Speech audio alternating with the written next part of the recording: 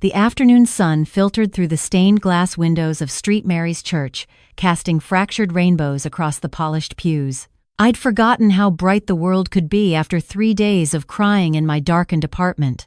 My sister Sarah's funeral was supposed to bring closure, they said. But as I stood in the back of the church, watching people file past her closed casket, all I felt was the hollow ache of questions that would never be answered. Sarah had been dead for exactly 1 week when they found her. Sleeping pills, the police said. Too many sleeping pills and half a bottle of wine. Depression, they concluded. The signs were all there. They told me the isolation, the weight loss, the missed phone calls. I'd wanted to scream at them that my sister wasn't depressed. She was scared. But I had no proof. Only the tremor in her voice during our last conversation. The way she'd said Margaret. If anything happens to me before Richard had walked into the room and she'd gone silent. Richard. My brother-in-law stood at the front of the church now, his face appropriately grief-stricken, accepting condolences with bowed head and clasped hands. 43 years old, successful real estate developer, devoted husband. That's what everyone saw. But I'd seen the way Sarah flinched when he raised his voice, the careful way she chose her words around him, the bruise on her wrist she'd blamed on bumping into a door. The service was a blur of hymns and platitudes. The priest spoke of Sarah's kindness, her volunteer work at the animal shelter, her love of gardening. He didn't mention that she'd stopped volunteering 6 months ago, that her garden had gone to weeds, that she'd become a ghost in her own life. When it was over, people moved to the fellowship hall for the reception. I couldn't stomach the thought of making small talk over finger sandwiches and weak coffee, so I slipped out the side door into the church garden. That's when I saw her. Emma was sitting on a stone bench beneath the old oak tree, still wearing her black dress, but with her shoes kicked off beside her. She was 17, though grief had aged her face. Sarah's daughter, my niece. She'd been so composed during the service, standing between Richard and his mother, her face blank as carved marble. Now, alone, her shoulders shook with silent sobs. I approached quietly, not wanting to startle her. "Emma, honey?" She looked up, and for a moment I saw Sarah's eyes staring back at me, that same deep brown, that same mixture of strength and sorrow. Then Emma's face crumpled. "Aunt Margaret," she whispered, "I can't go back in there.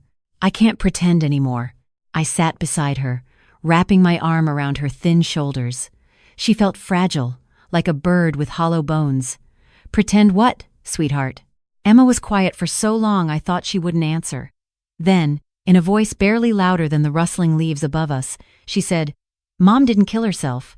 The world seemed to tilt sideways. I gripped the edge of the stone bench, feeling the rough texture bite into my palm. "What?" "She didn't." Emma's voice grew stronger, more certain. "I know what everyone thinks. I know what the police said. But my mom would never leave me like that. Never." She turned to face me, and her eyes were fierce now, burning with something that looked like rage. "Aunt Margaret, he killed her." "I know he did." My mouth went dry. "Emma, that's a serious accusation. Do you have proof?" She laughed, a bitter sound too old for her years. "No, nothing the police would accept. But I know things. I heard things." She pulled her phone from her pocket with shaking hands. "And I found something. The night before Mom died, she sent me a video. I didn't watch it until after they found her. She made me promise not to open it unless something happened to her." My heart was hammering so hard I could feel it in my throat. "A video?" Emma's thumb hovered over her phone screen. "Are you sure you want to see this? Once you know, you can't unknow it." I thought about Sarah, about the fear in her eyes that last time I'd seen her, about the questions that had haunted me all week. "Show me." She tapped the screen, and Sarah's face appeared. My sister looked exhausted, her hair pulled back in a messy ponytail, her eyes red-rimmed. She was in her bedroom. I recognized the blue wallpaper and the photo of Emma on the nightstand. The timestamp read 11:47 p.m., the night before she died. "Emma, baby, if you're watching this, then something's happened to me." Sarah's voice was steady, but I could hear the fear underneath. "I need you to be strong. I need you to be brave. I need you to show this to Aunt Margaret and no one else. Do you understand? No one else." On the video, Sarah took a deep breath. "Richard is not who everyone thinks he is. I've been gathering evidence for months, financial records, photos, recordings. He's been embezzling from his company millions of dollars. I found out about it 6 months ago, and I told him I was going to report him. That's when things got bad. My hand flew to my mouth. Emma reached over and squeezed my other hand, her grip surprisingly strong. He's been drugging me, Sarah continued, slipping things into my food, my drinks, making me seem unstable, forgetful, setting up a narrative. I know how this sounds, but I'm not paranoid, I'm not crazy. I've been pretending to take the pills he gives me, hiding them instead. I have them all in a bag hidden in the heating vent in the guest room. They're not the sleeping pills he tells me they are. I had a friend test them.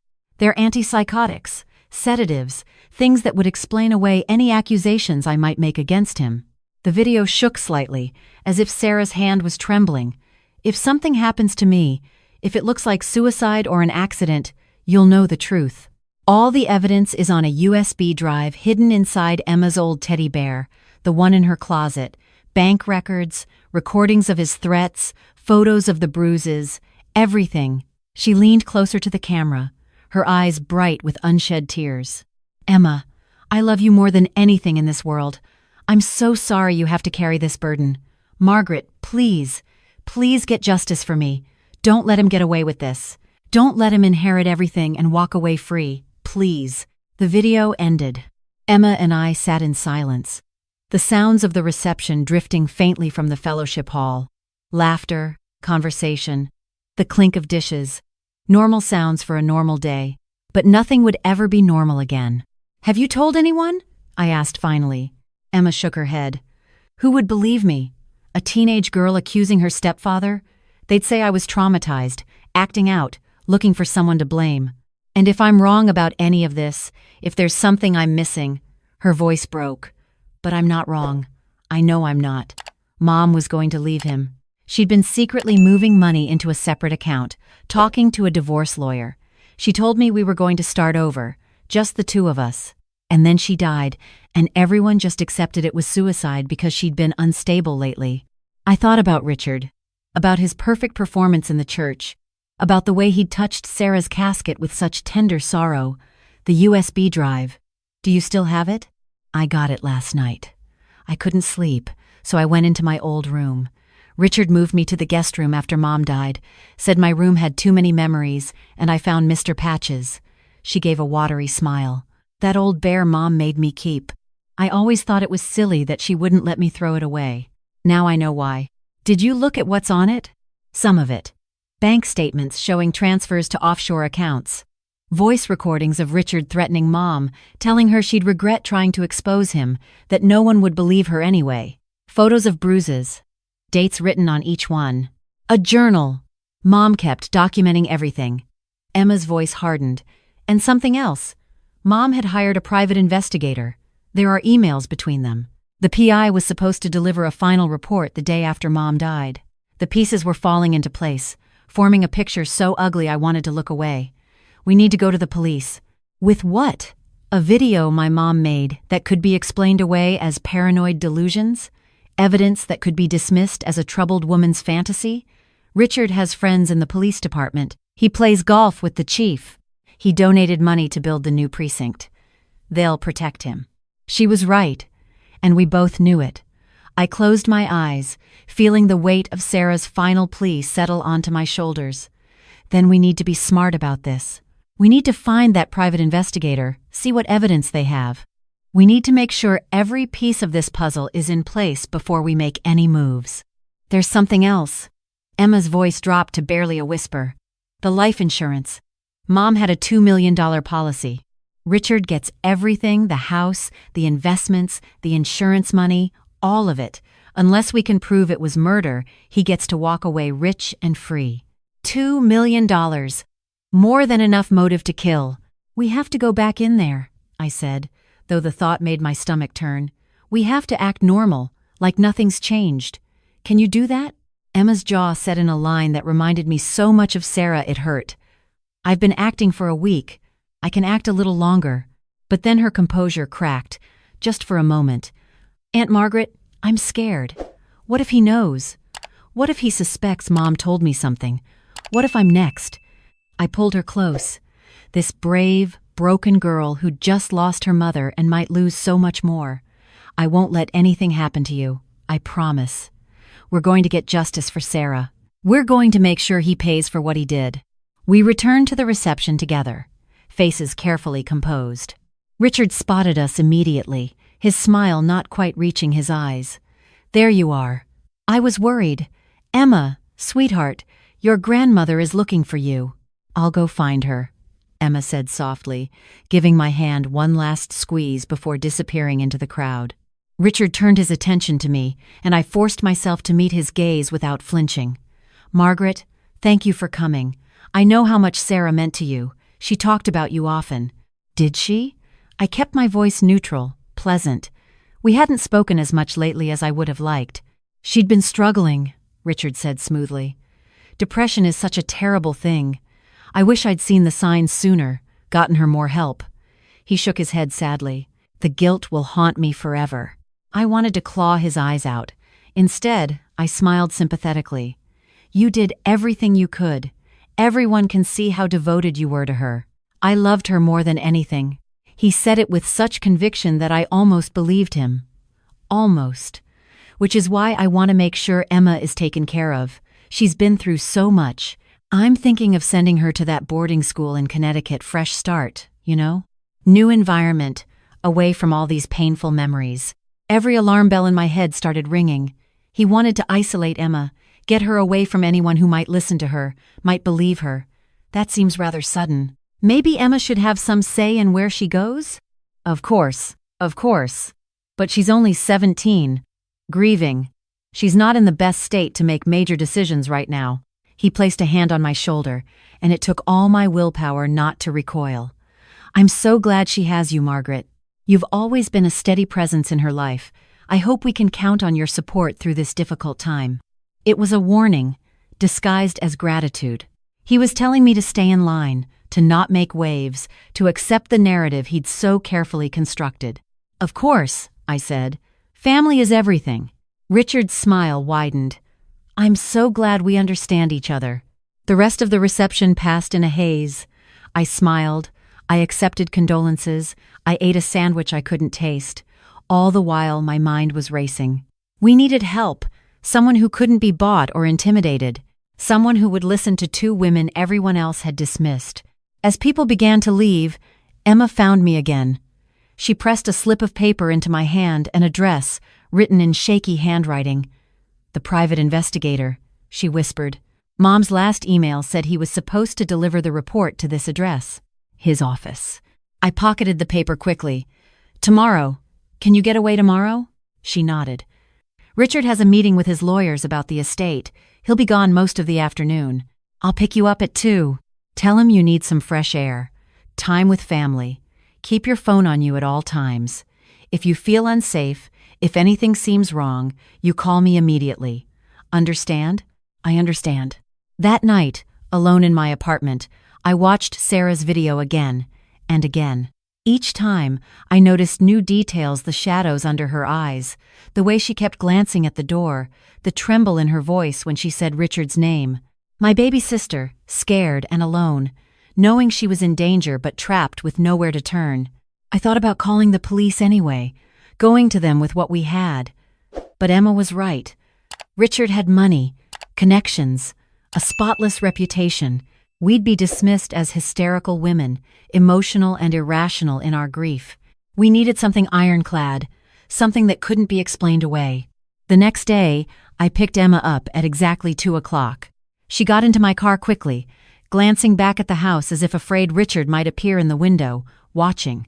She looked older today, wearing jeans and a sweatshirt instead of her funeral dress, her hair pulled back in a ponytail like Sarah used to wear. The address led us to a small office building in a strip mall on the edge of town. 2nd floor, Suite 214.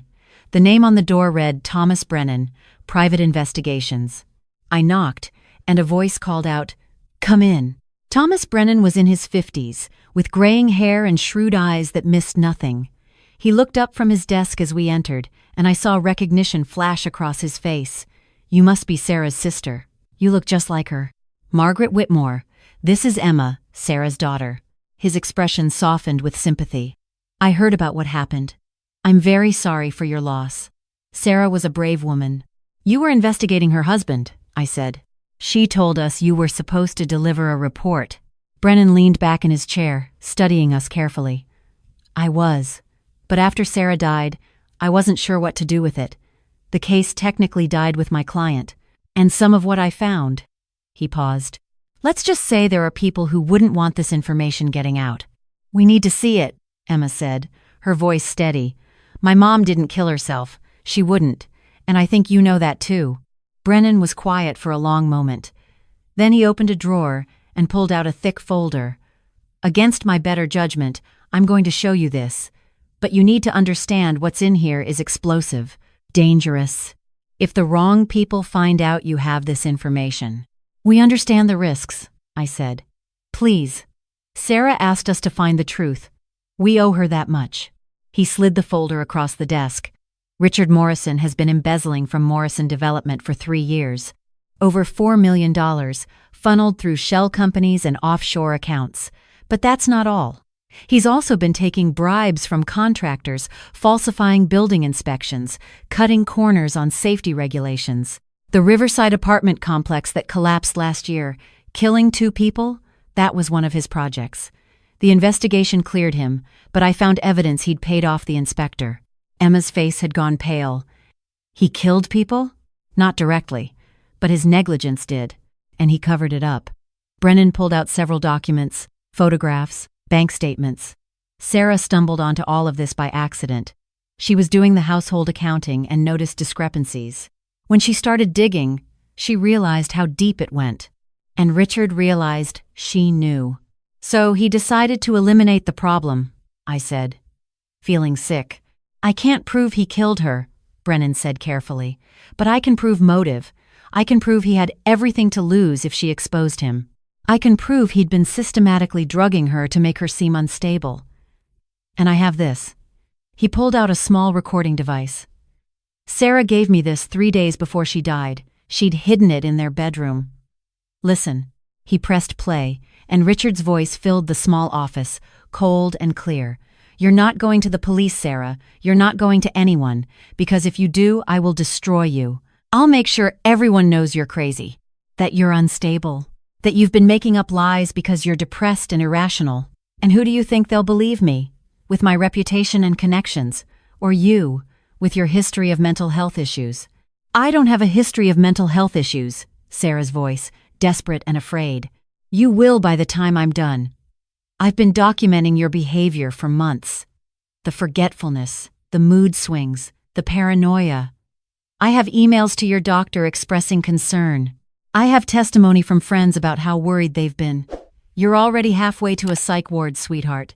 Don't make me finish the job. You can't do this. I won't let you. You won't let me? Richard laughed, and the sound made my skin crawl. You won't do anything, because if you try, I'll make sure you never see Emma again. I'll get full custody. I'll tell the courts you're a danger to yourself and others. She'll grow up thinking her mother abandoned her, chose to leave her. Is that what you want? Silence on the recording. Then Sarah's voice, barely a whisper. You monster. I'm a businessman, darling. Nothing personal. But you've put me in a difficult position, and now I need to protect my interests. So here's what's going to happen. You're going to forget everything you think you know. You're going to take the pills the doctor prescribes. You're going to be a good wife and smile for the cameras. And in return, I'll let you stay in Emma's life. Do we have a deal? The recording ended. Emma was crying silently, tears streaming down her face. I put my arm around her, my own eyes burning. There's more, Brennan said quietly. I interviewed several people who'd worked with Richard, 3 former employees who'd witnessed his illegal activities, 2 contractors who'd paid bribes, 1 building inspector who'd falsified reports. They're all willing to testify, but only if there's guaranteed protection. They're terrified of Richard. This is enough, I said, my voice shaking. This is enough to take to the police, to the FBI. Financial crimes, bribery, negligent homicide, conspiracy, and murder, Emma said, wiping her eyes. Don't forget murder. Brennan nodded slowly. That's the piece we don't have yet. Everything else is solid, provable, but Sarah's death was ruled a suicide. We'd need to get that ruling overturned, get an investigation reopened, and that means finding evidence that Richard directly caused her death. The pills, I said suddenly. Sarah said she'd been hiding them, that they weren't what Richard claimed. Where would she have hidden them? In the heating vent in the guest room, Emma said. That's what she said in the video. Has anyone been in that room since? I have.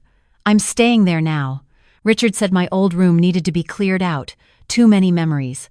But I haven't looked in the vent. She stood up, suddenly animated.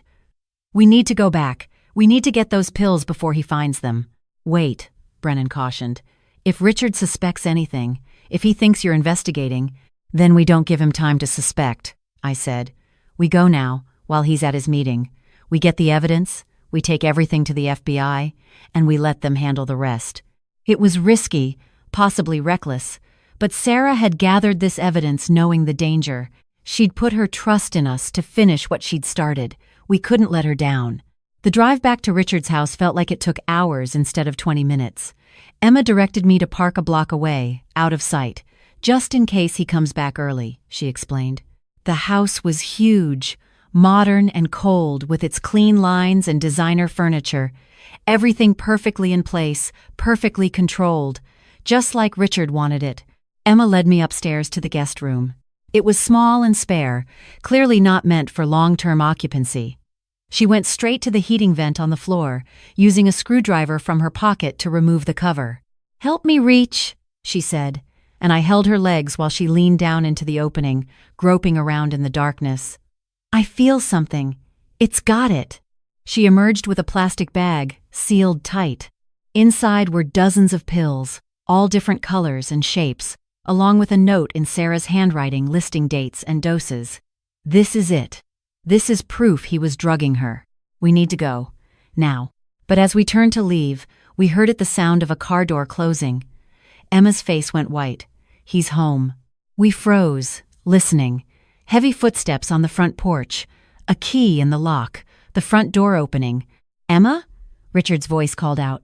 "Are you home?" Emma grabbed my hand, her grip painfully tight. We were trapped upstairs, and there was no way down without passing through the living room where Richard was. "Closet," Emma whispered, pulling me toward it. We squeezed inside, pulling the door almost closed, leaving just a crack to see through. My heart was pounding so hard I was sure Richard would hear it from downstairs. Emma clutched the bag of pills to her chest, and I could feel her trembling. Footsteps on the stairs. Richard was coming up. He passed by the guest room door without stopping, heading toward what I assumed was his bedroom. We heard a door open, close, the sound of running water. "We have to go," I mouthed to Emma. She nodded. We slipped out of the closet, moving as quietly as possible toward the stairs. Each step seemed to creak louder than a gunshot. Down the hallway, past the master bedroom door, down the stairs, across the living room. Emma. We stopped. Turned. Richard stood at the top of the stairs, watching us. His expression was unreadable. "Where are you going?" His voice was calm, almost pleasant, which somehow made it more terrifying. Aunt Margaret we were just Emma, stammered. "What's in your hand?" "Emma." She clutched the bag tighter. "Nothing." Richard descended the stairs slowly, deliberately. "Don't lie to me. You know how I feel about lying." I stepped in front of Emma. "We're leaving, Richard." He smiled, but it didn't reach his eyes. "I don't think so. Not until we have a conversation about what you've been doing in my house, about what you're trying to take from me." "The truth," I said. "We're taking the truth." "The truth?" He laughed. "The truth is that my wife was deeply troubled. The truth is that she took her own life. The truth is that you two are disturbing my peace during my time of grief, snooping around my home, stealing my property." "These aren't your property," Emma said, finding her courage. "These are Mom's pills, the ones you gave her, the ones that weren't really sleeping pills." Something flickered in Richard's eyes, surprise, then calculation. "I have no idea what you're talking about." "Yes, you do."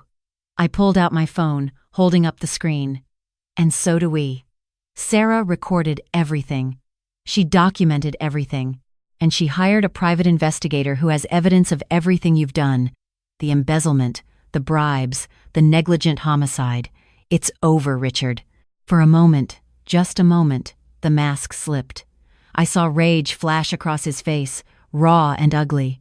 Then it was gone, replaced by that smooth, controlled expression. You think anyone will believe you? A grieving teenager and her hysterical aunt? Do you have any idea how this looks? How unstable you seem? More stable than you'll look when the FBI sees what we have. The FBI? He laughed again, but this time it sounded forced. You're bluffing. Try me. We stood there, 3 people locked in a terrible standoff. Then Richard's phone rang, breaking the tension. He glanced at the screen and frowned. I need to take this. But don't think this conversation is over. He answered the phone, turning away. This is Morrison. What? No. That's not. When did this? Emma tugged on my sleeve. Now, she whispered. We ran. Out the front door, down the driveway, to my car. I fumbled with the keys, finally got the door unlocked, shoved Emma inside. Richard appeared in the doorway, still on his phone, his face a mask of fury. I gunned the engine and we peeled away, not stopping until we were miles away, until I was sure he wasn't following us. What do we do now? Emma asked, her voice shaking.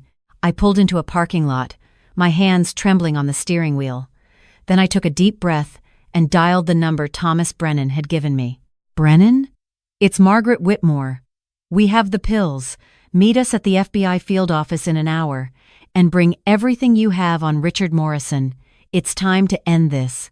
The FBI investigation took 6 months. 6 long months of interviews, depositions, forensic analysis, and legal maneuvering. The pills Sarah had hidden were tested and found to be exactly what she'd said, powerful antipsychotics and sedatives that would have made her seem unstable, paranoid, even delusional. Combined with the recordings, the financial evidence, and testimony from Brennan's witnesses, the case against Richard grew stronger every day. The breakthrough came when forensic accountants traced one of Richard's shell companies to a pharmaceutical supplier. Richard had been purchasing large quantities of prescription medications without a license. Cross-referencing the dates with Sarah's journal, they found he'd started drugging her 6 months before her death, right after she'd discovered his embezzlement. The final piece fell into place when they exhumed Sarah's body. The toxicology report showed levels of drugs in her system that were inconsistent with suicide. The sedatives found in her system were different from the ones prescribed to her. They matched the pills from the heating vent. And there were defensive wounds on her hands, previously missed, suggesting she'd struggled. Richard Morrison was arrested on charges of first-degree murder, embezzlement, bribery, fraud, and negligent homicide. His lawyer tried to paint Sarah as mentally ill, tried to discredit Emma and me as vindictive women with an agenda. But the evidence was overwhelming. The trial lasted 3 weeks. I sat in that courtroom every single day, Emma beside me, watching justice slowly, painfully unfold. When the jury came back with guilty verdicts on all counts, Emma broke down, sobbing. Not from relief, but from the finality of it all. Her mother was still gone. No verdict could bring her back. Richard received life in prison without the possibility of parole. The judge, in her sentencing remarks, called him a calculating predator who betrayed the most sacred of trusts. She also had words for the system that had failed Sarah, the police, who'd accepted the suicide ruling too readily, the doctors who'd believed Richard's lies, the friends who'd turned a blind eye to the warning signs. After the trial, Emma came to live with me. She was 18 by then, legally an adult, but still just a girl who'd lost her mother and needed someone to hold on to. We grieved together, healed together. She started college in the fall, majoring in criminal justice. I want to help other women like Mom, she told me. Women who are trapped, who are scared, who think no one will believe them. I want them to know someone's listening. Sometimes, on quiet evenings, I think about that day in the church garden when Emma showed me Sarah's video. I think about how easily we could have done nothing, accepted the official story, let Richard walk away free. I think about all the Sarahs in the world whose stories end differently, whose sisters and daughters don't find the courage to fight back. But mostly, I think about my sister's last words on that video. Please get justice for me. And I'm grateful, so grateful that we were able to keep that promise. Sarah's been gone for 2 years now. The pain has dulled from a sharp knife to a constant ache, but it's always there. Emma graduated with honors and is working for a nonprofit that helps domestic violence victims. On the anniversary of Sarah's death, we visit her grave together. Not the elaborate headstone Richard had chosen, but a simple marker we picked out, just her name, her dates, and the words beloved mother, sister, friend. The truth set her free. Last week, Emma told me she's writing a book about what happened. Mom's story needs to be told, she said. Other women need to know they're not alone. That even when the system fails them, even when the people who should protect them look the other way, there's still hope. There's still justice. I hugged her tight, this brave young woman my sister had raised, and I thought about how proud Sarah would be, how she'd fought so hard, even knowing the cost, because she wanted her daughter to grow up in a world where the truth mattered, where women weren't dismissed as hysterical or unstable when they spoke out against powerful men, where justice wasn't just for those who could afford it. The legal system is still imperfect. There are still Richard Morrisons out there, still women dying because no one believes them. But every time someone hears Sarah's story, every time another voice speaks up, every time the truth comes to light, we get a little closer to the world Sarah wanted for Emma. A world where secrets can't hide in plain sight, where little girls don't have to whisper devastating truths in cemetery gardens, where justice, however delayed, eventually comes. And that's worth fighting for. That's worth every sleepless night, every tear, every moment of fear and doubt, because Sarah deserved justice, Emma deserved justice, and so does every woman who's been silenced, dismissed, or erased. I keep Sarah's video on my phone, backed up in 3 different places. Sometimes, when the grief feels too heavy, I watch it again. I see my sister's scared eyes, hear her trembling voice, remember her final plea, and I promise her, again and again, that her truth matters, that her story matters, that she matters. The truth always rises to the surface, Sarah used to say, like oil on water. It might take time, but it always comes up eventually. She was right, and Emma and I made sure of it.